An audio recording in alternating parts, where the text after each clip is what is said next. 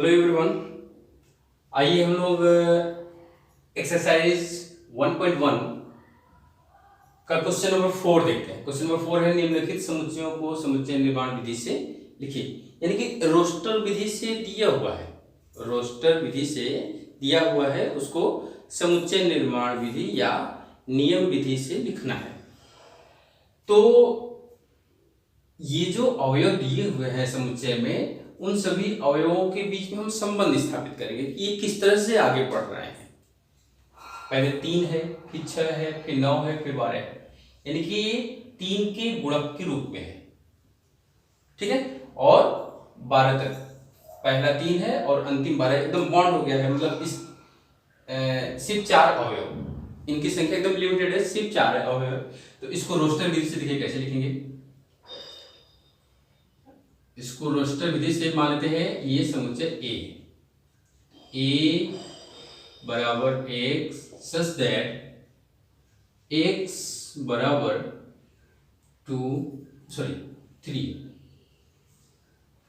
3n, जहां n बराबर 1 2 3 4 या 1 2, ठीक है। इसको ऐसे भी लिख सकते हैं n या n is greater than 0 and less than 5, ऐसे भी लिख सकते हैं। इस पूरे को ऐसे लिख दें या ऐसे भी लिख सकते हैं। n इज ग्रेटर देन 0 यानी कि 1 से शुरू होगा एंड लेस देन 5 4 तक। तो ये हो गया इसका आंसर। अब इसमें देखिए 2 4 8 16 32, ये 2 के बाद 4 4 के बाद मीन्स ये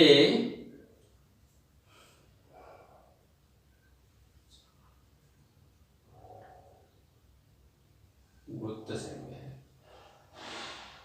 2n स्क्वायर 1 2n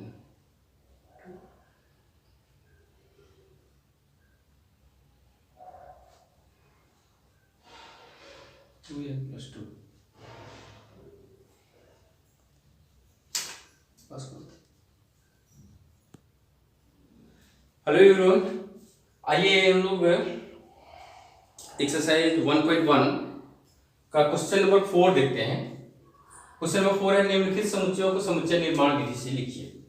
समुच्चय निर्माण विधि का मतलब नियम विधि से लिखना है। रोस्टर में दिया हुआ है, रोस्टर में दिया हुआ है, इसको नियम विधि या समुच्चय निर्माण विधि से लिखना है।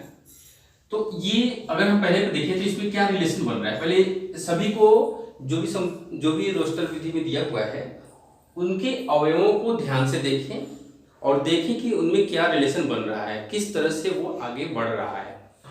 तो इसमें देखें 3 के बाद 6 फिर 9, ये 3 का टेबल आ रहा है, यानी कि 3n कर दे। जैसे इसको करेंगे, मान लीजिए समुच्चय A है, तो A बराबर x सच दैट x बराबर 3n। अब ये 3n जो हम लिए, n क्या है, n belongs to natural number, यानी कि n प्राकृतिक संख्या है। और प्राकृतिक संख्या कहाँ शुरू होती है, x से शुरू होती है, x से शुरू होती है ना।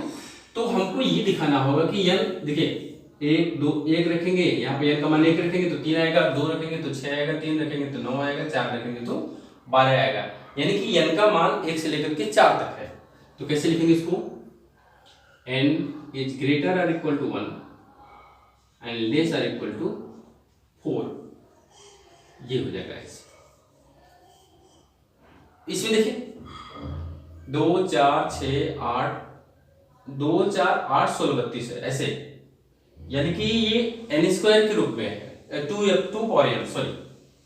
अगर इसको हम समुच्चय B लिखें तो समुच्चय B equal to x such that x equal to 2 power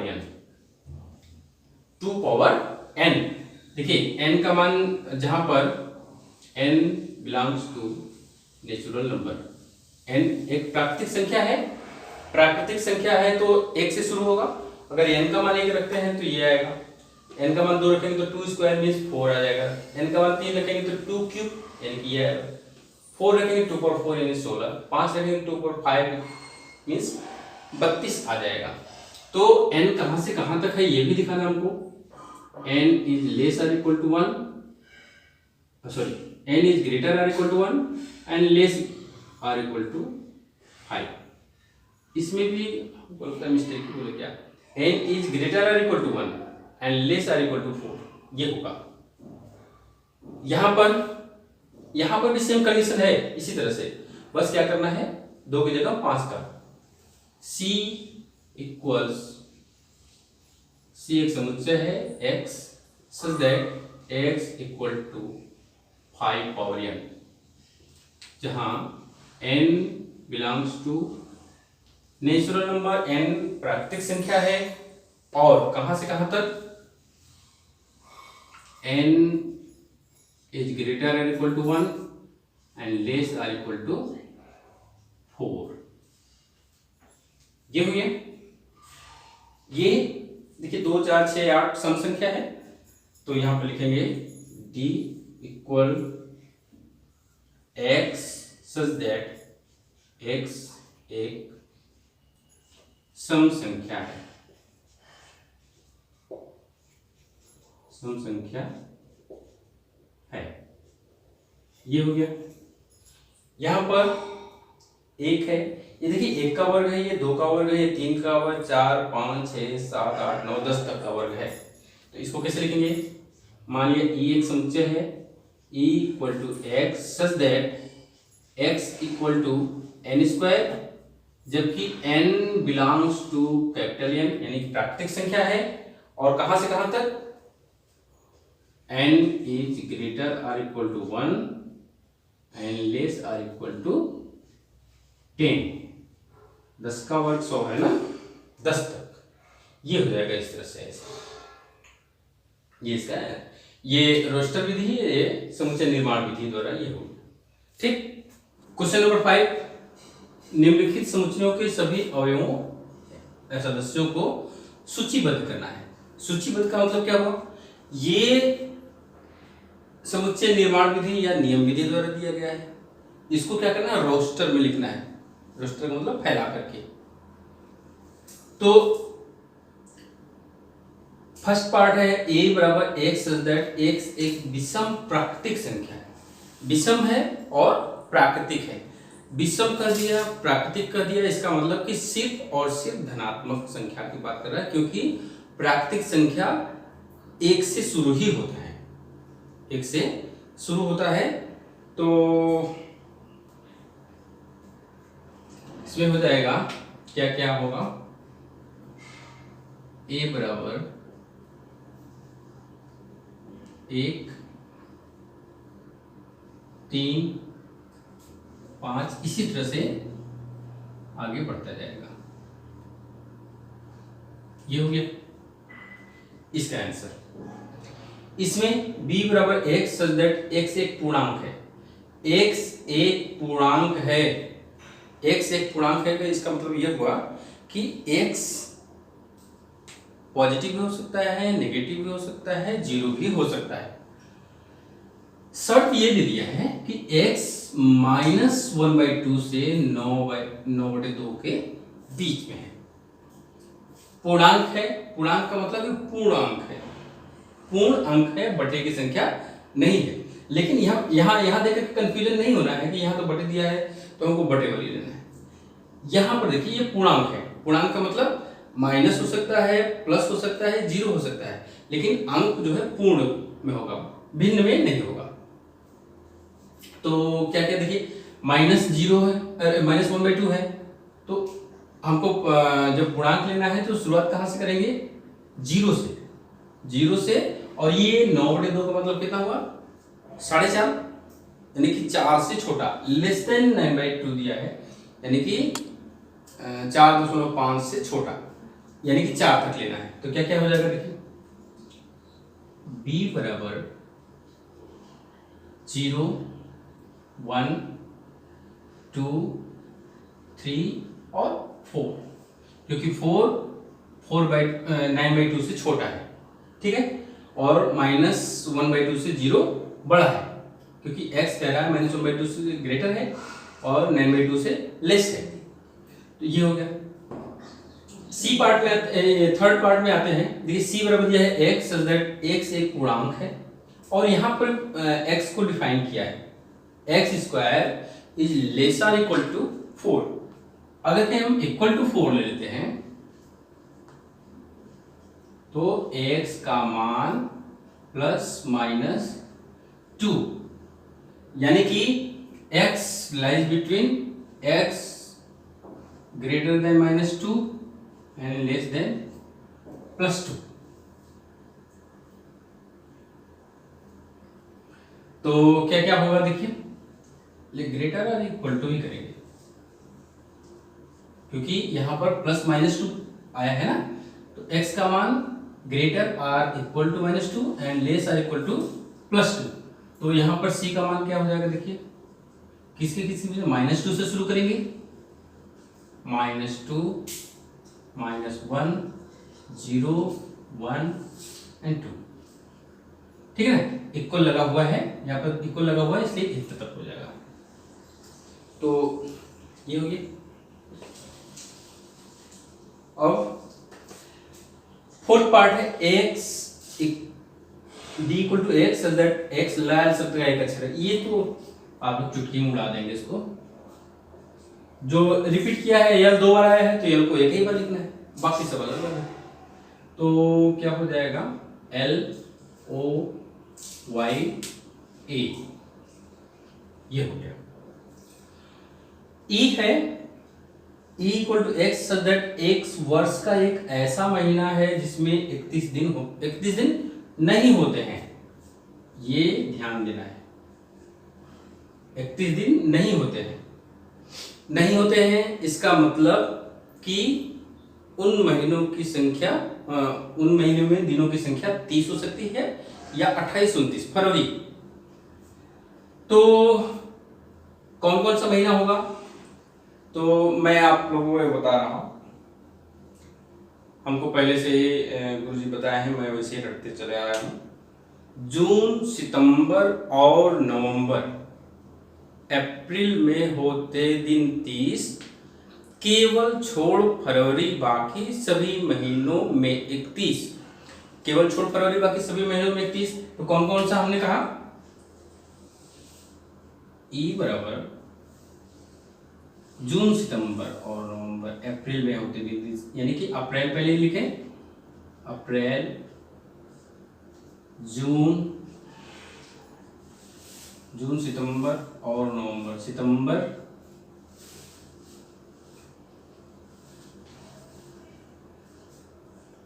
नवंबर।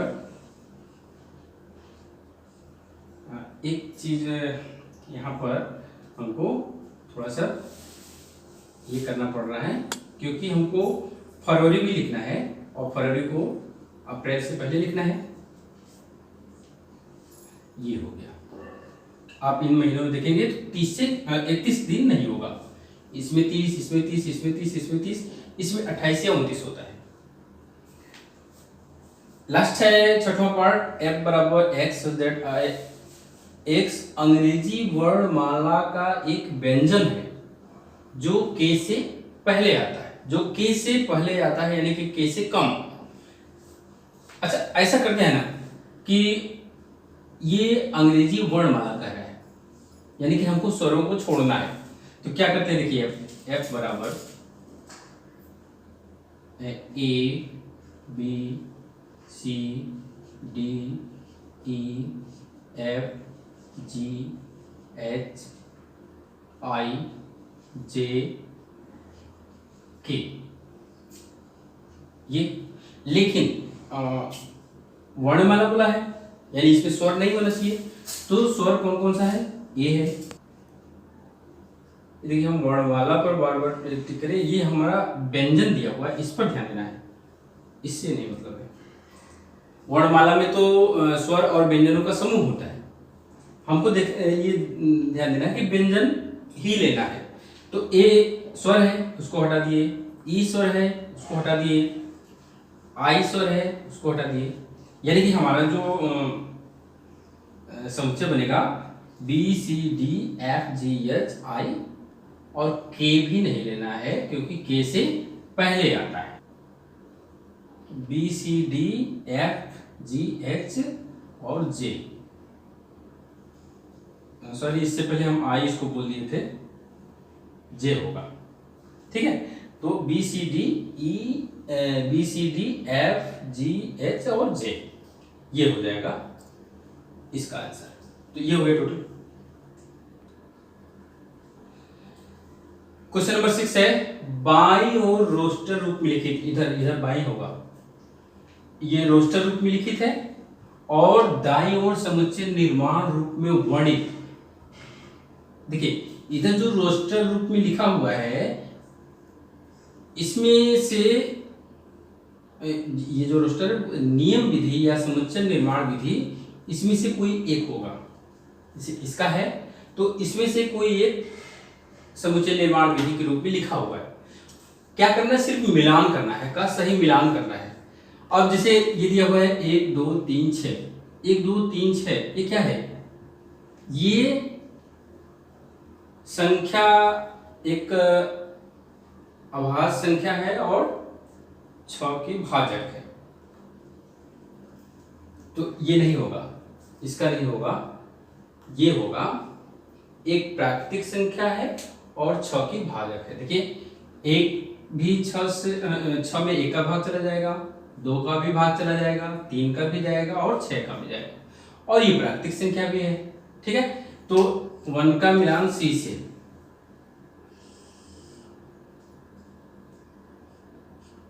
ठीक ऐसे। ये 2 और 3 एक अभाज्य संख्या है और 6 का भाजक है। 6 का अगर हम गुणन फैक्टर विधि से उसका हम निकालें गुणनखंड, तो पहले 2 से काटेंगे 3 आएगा, फिर 3 से काट देंगे 1 आ जाएगा, यानी कि 2 और 3, और ये 2 और 3 दोनों जो है 6 को काट देगा, 6 को विभाजित कर देगा, तो इसका इससे मिलान कर देंगे, ये हो गया। मैथमेटिक्स, इसको तो कुछ सोचना ही नहीं है, यहाँ पे मैथमेटिक्स लिखा हुआ है और इसमें देख रहे हैं मैथमेटिक्स के कुछ शब्द हैं, तो शब्द नहीं बल्कि कुछ अक्षर हैं, तो इसका तो कुछ सोचना ही नहीं है, इसका सीधे इससे मिलान कर देना है। और बचा एक, इसके बारे में भी नहीं सोचना है, इसका इससे मिलान कर देना है, ये बी से पढ़ लीजिए। 1 3 5 7 9, ये संख्या 10 से कम एक विषम प्राकृतिक संख्या है, विषम संख्या है, प्राकृतिक संख्या है और 10 से कम है। 1 3 5 7 9 विषम है, प्राकृतिक संख्या है और 10 से कम है, तो इस तरह से इसका मिलान हो जाएगा।